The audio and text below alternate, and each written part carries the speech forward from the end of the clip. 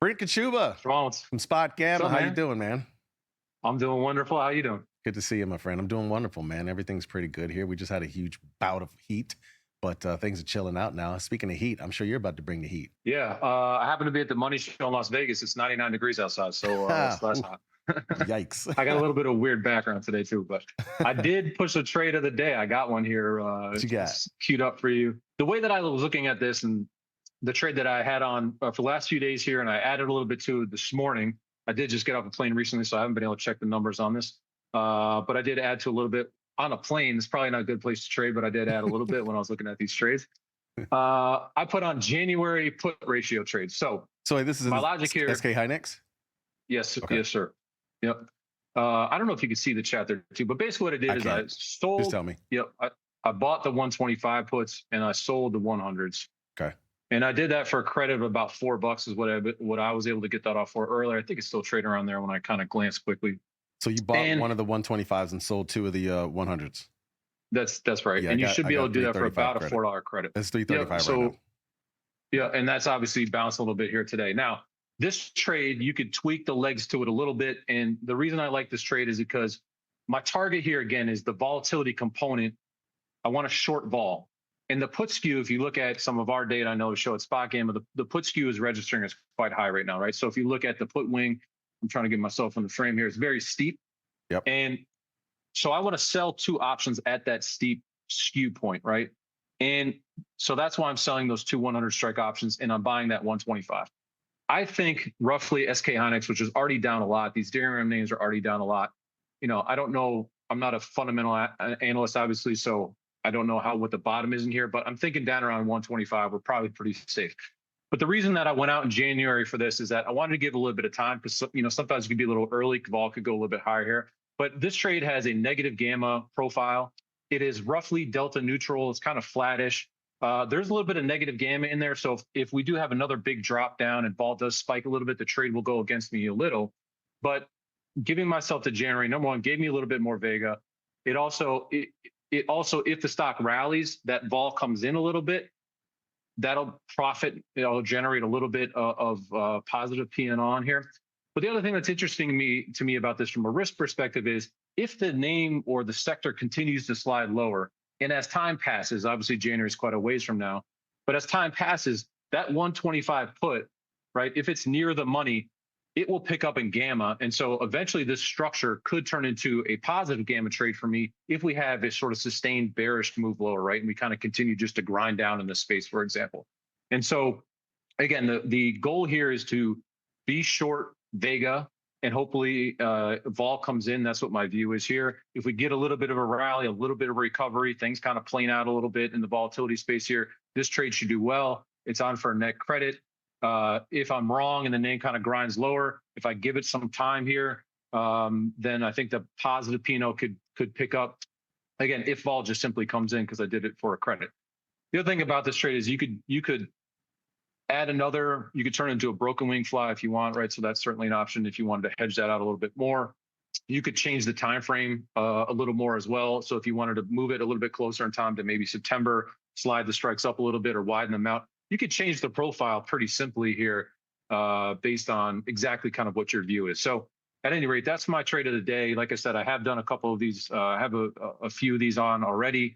I have played a little bit with different time frames going out in time and near term. I've also been doing some of these similar trades in DRAM as well for full disclosure and rolling those and kind of moving those around a bit. So that's my idea of the day. I think it's a little bit of a unique view, probably a little bit something different than, well, I know you and your audience like to talk about this a lot, but you're probably not likely to hear something like this on CNBC, for example. No doubt. None of that. You definitely won't hear it on CNBC. Are you kidding me right now? No way. You and I both know that. Good point, though, about the broken wing butterfly, because, I mean, just messing around here, I mean, if I just added the 55 and I did that because it's the closest strike that I could find where you could still get a credit, you get a 60-cent credit on that. You know, that's one way to play it for those who might be scared off, say, from a, you know, $9,000 buying power. You could also, like Brent said, you could do this as a broken wing butterfly. You can also do it, like you said, in DRAM as well. I mean, these names are all kind of similar. So, yeah, good call, man. I like it. And here's the problem, I would say, Jamal, with adding that extra put. I mean, in this case, it's defined risk because it could go to zero, right? I mean, I don't think that this is possible that it goes to zero. I don't really know, but they're making money last I checked, and there's a lot of compute demand, right? So it's like, okay, but Enron or something could always come. But the problem with adding that broken wing option, the downside is it's expensive, right? When I say that skew is rich, right? You're just going to go down there and you're going to buy an option which has an even higher implied vol, as you can see there, right? And so in this case, I think if you are worried about the risk, just slide the entire structure down and still try to get maybe a 1x2 that can give you a credit, knowing that you have zero as a lower bound. It would be different in the case, and I wouldn't suggest one of these trades if you remember when vol was going up as these stocks were ripping into April and May, because you have unlimited risk, right? Those stocks are going up 20% a day, and there is no upside number that is as a risk level. So I would do a broken wing call fly, but in this case, what the lower bound is, right? It's zero, and so you can kind of manage your risk in that way. But I don't like, and I did present it as buying that broken wing because I just don't want to buy that more expensive, super expensive 50 strike option. Where if the vol collapses, that 50 strike option is going to be the first one to lose most of its value, right? And that dings the structure.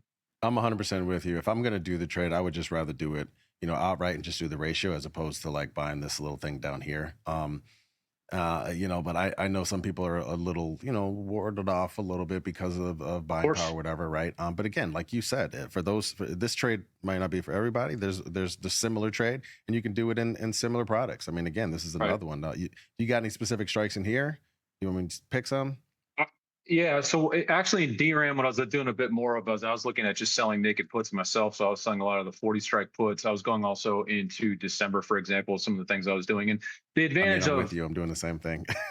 Yeah, and in DRAM, because it's an ETF, the chances of that going to zero, because it's a basket of, albeit not a big basket of stocks, but it's a basket of stocks, the odds of that going to zero is quite a bit different from a single stock or a single name going to zero, right? So there's maybe a little bit more risk in that, but again, the lower bound is zero, so I can manage my risk appropriately in that fashion. And again, the goal here is to target the volatility and betting that vol comes in, as opposed to betting that there's going to be a huge spike higher in these names, which you'd want to structure kind of differently. So if you kind of get this chop, if the memory names just sort of plane out a little bit here, cool off. And even if earnings are solid, or as earnings come off, the vol should come off in these names, right? As we get some more tech earnings coming in, that may help this structure as well. So I think there's a lot of interesting ways that you can play with these strikes, move it around based on your risk profile, keep that 1x2 structure, but slide the wings out, slide the wings down. You could do a whole bunch of interesting things here. Are you in a similar time frame in DRAM, like January, or closer in with your short puts? I went a little bit closer in and a little bit of a higher strike in this case. So I was selling some of those September 18s in particular there.